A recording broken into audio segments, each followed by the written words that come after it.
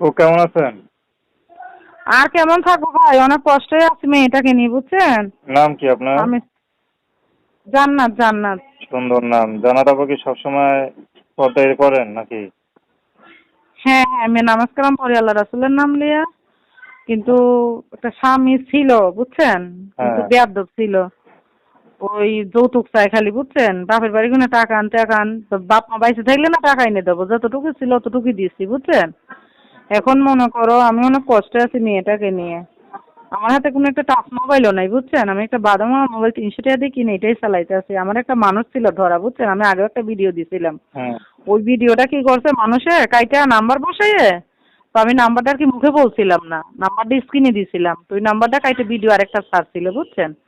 কারণে আচ্ছা। এখন লোকেরা বলে যে আপনি কয়টা ভিডিও করছেন, তো আমি তো বিপদে পড়ে একটা ভিডিওই করছিলাম। হুম। তখন মানুষে বলতেছে তুমি কয়টা ভিডিও করছো। তখন আসছে আমার আগের ভিডিওটা নষ্ট হয়ে গেছে, মানুষে প্রতারণা করে দেখে, এর জন্য আমি মুখে এখন নাম্বার দিয়ে একটা ভিডিও ছাড়তেছি। যে কোনো ভাই যদি আমার পাশে থাকে, আমার দায়িত্ব নেই। আমার একটা মেয়ে আছে, বুঝছেন। 7-8 বছরের একটা মেয়ে আছে, আমার পাশে যদি থাকে, আমার দায়িত্ব নেই। তো আমি ওরকম একটা লোক পাইলে সম্পর্ক করব। আচ্ছা।